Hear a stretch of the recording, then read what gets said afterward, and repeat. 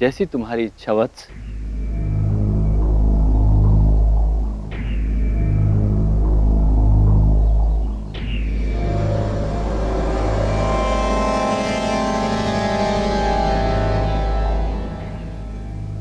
हम आपकी सहायता के लिए प्रस्तुत हैं। चलिए।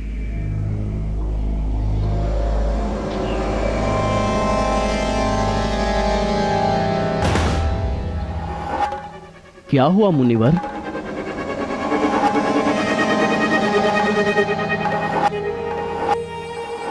किंतु एक समस्या है। ये दिव्य औषधियां शुद्ध होकर ही प्राप्त हो सकती हैं। अशुद्ध होने पर ये अदृश्य हो जाती हैं। और वत्स, आप तो इतनी लंबी यात्रा करके आए हो। फिर?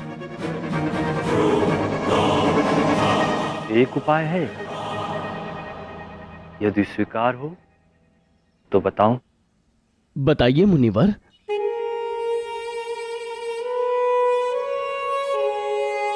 यहां नीचे एक सरोवर है।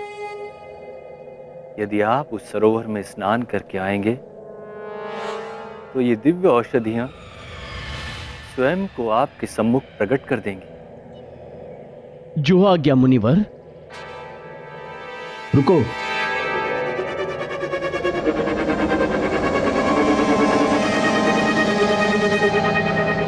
स्नान करते समय अपने नेत्र बंद रखिएगा।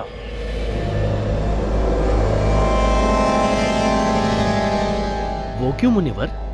इसके पीछे एक लंबी कथा है।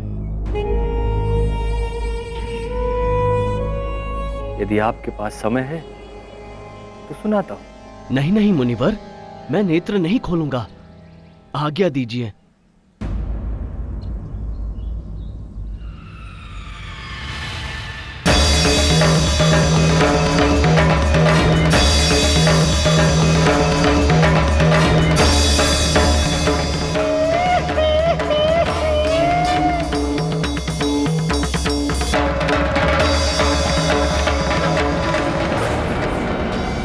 किंतु प्रभु, हनुमान जैसे बुद्धिशाली कालनेमी के छल में कैसे आ गए?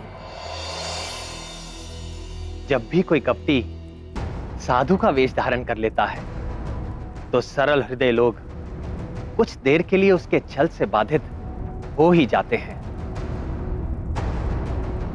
परंतु जैसे ही कपटी का आचार उजागर होता है, छल कपट की सारी माया विलुप्त हो जाती है और सत्य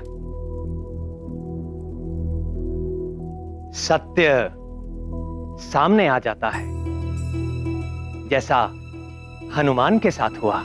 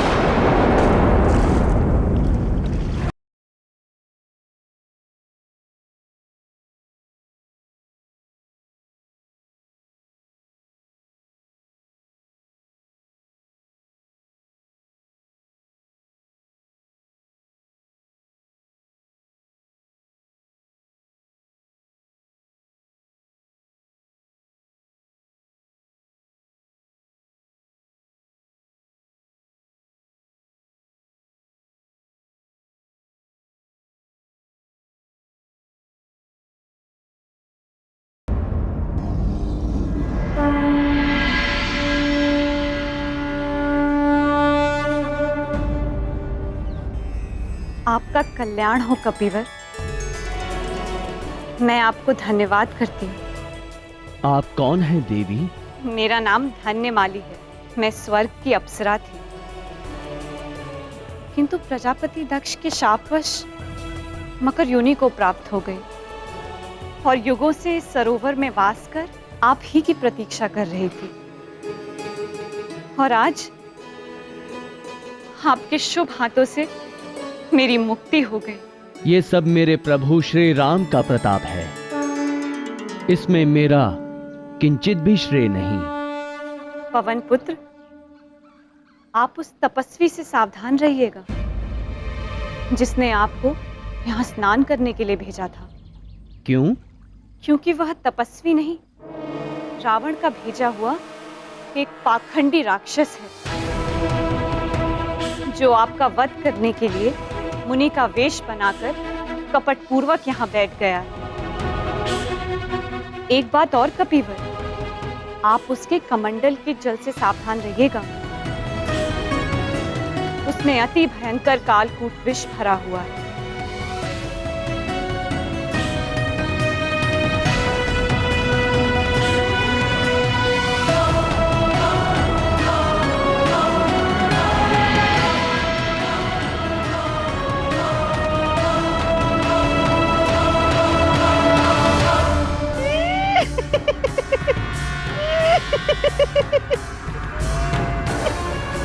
लंका सहित पृथ्वी का आधा राज्य।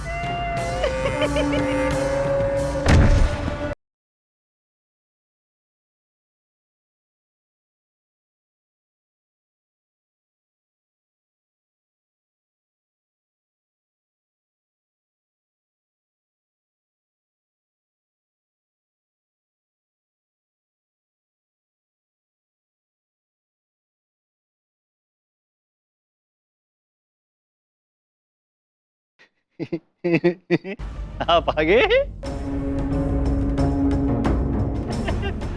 बहुत प्रसन्नता हो रही है हमें। चलिए, औषधियों के लिए जाने से पूर्व आपको एक मंत्र देते हैं। ये मंत्र बहुत ही चमत्कारी है। अब आप मंत्र देंगे गुरुदेव? अति उत्तम। तब तो मेरा भी गुरु दक्षिणा देने का दायित्व हो जाएगा। किंतु वत्स, गुरु दक्षिणा का विधान तो दीक्षा पूर्ण होने के पश्चात का होता है।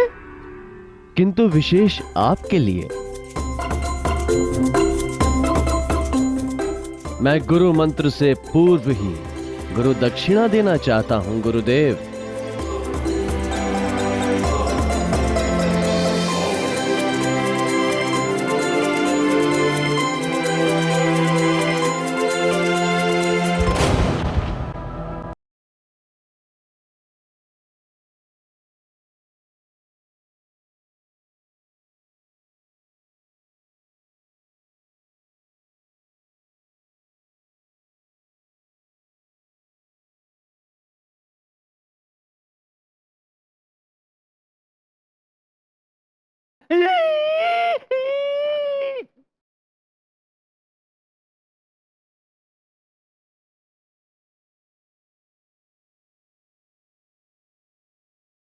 भागते कहां हैं गुरुदेव? अमृत कलश से अमृत पान तो करते जाइए।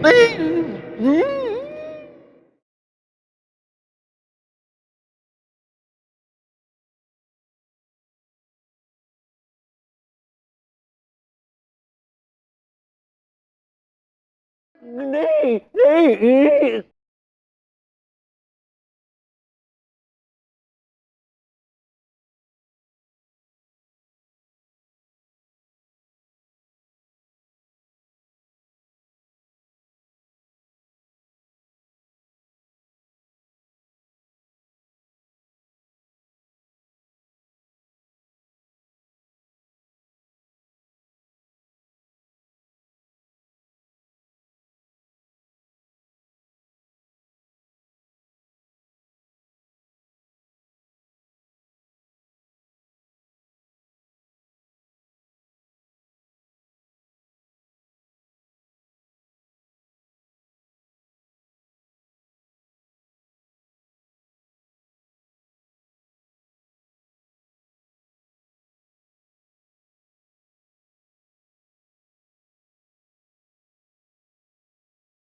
मैं तेरा भेद जान गया हूं पाखंडी।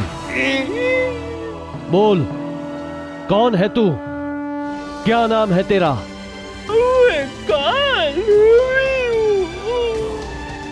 और मैं तेरा काल हूं, काल नेमी।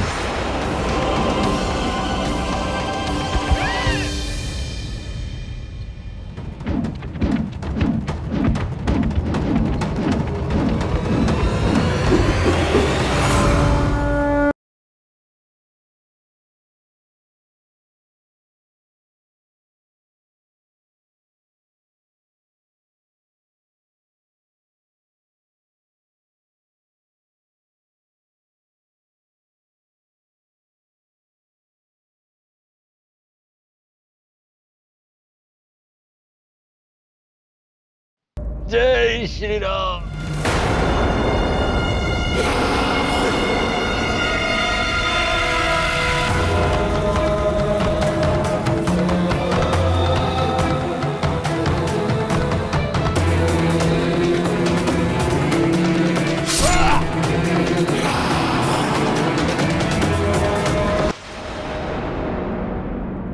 जिन 4 दिव्य औषधियों से हम सबकी जीवन रक्षा होने वाली थी, वो सब दिव्य औषधियां किसी प्राणी के पास आते ही अदृश्य हो जाती थीं।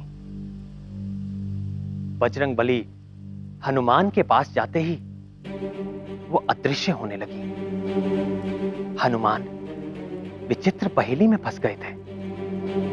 रात्रि बीतने में मात्र आधा प्रहर शेष था।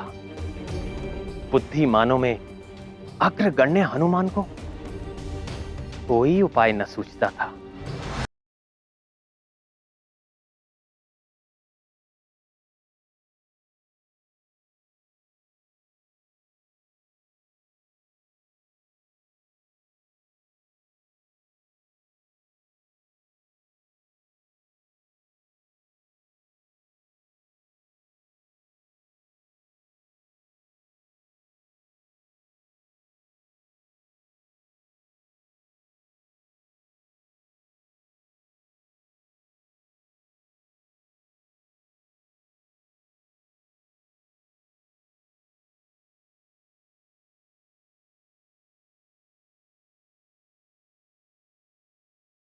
हे औषधियों, कृपा करके मेरे समक्ष प्रकट हो जाइए। श्री राम के कार्य के लिए आपकी आवश्यकता है।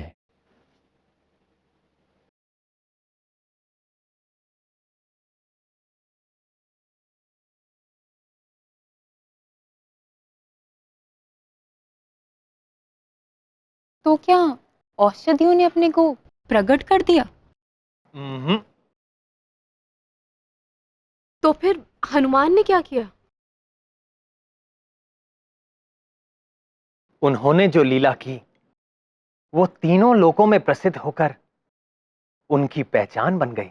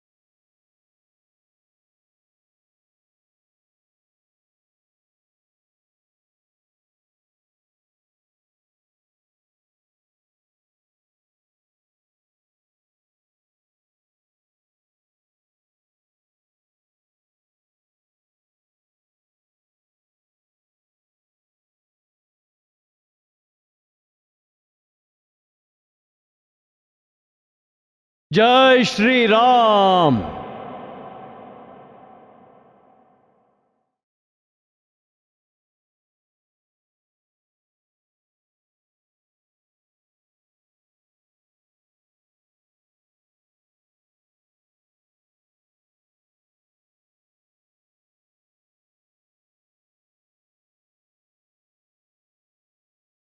रिक्शा जागते रहिए। हनुमान बस आते ही होंगे। वृक्षराज, सुबह होने में चौथाई घड़ी ही शेष है।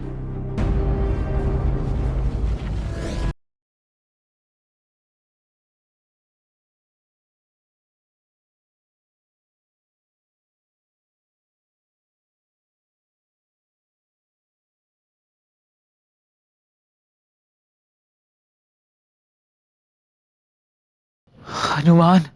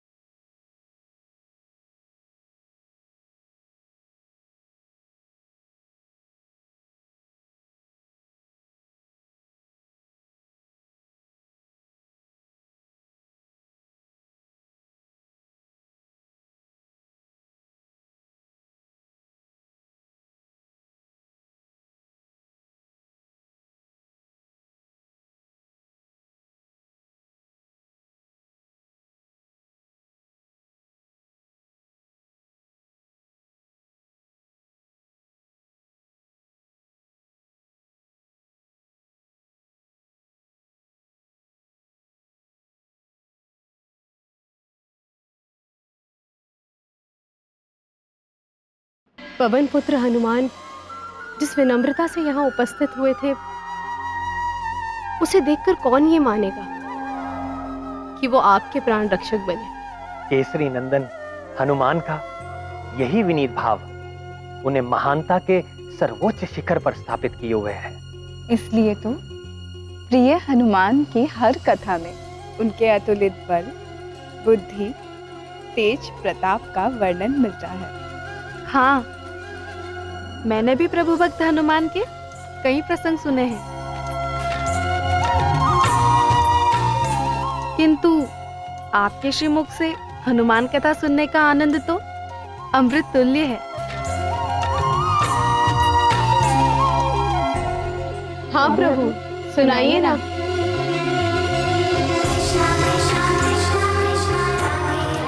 आप सब संकट मोचन महाबली हनुमान की अद्भुत जीवन लीला सुनने के लिए कितनी उत्सुक हैं।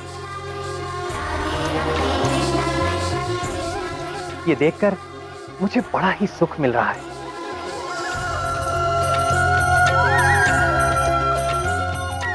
और अब मैं आपको सुनाऊंगा मेरे प्रिय हनुमान के जन्म और बाल्यकाल से लेकर आज तक की सुनी अनसुनी सारी कथा।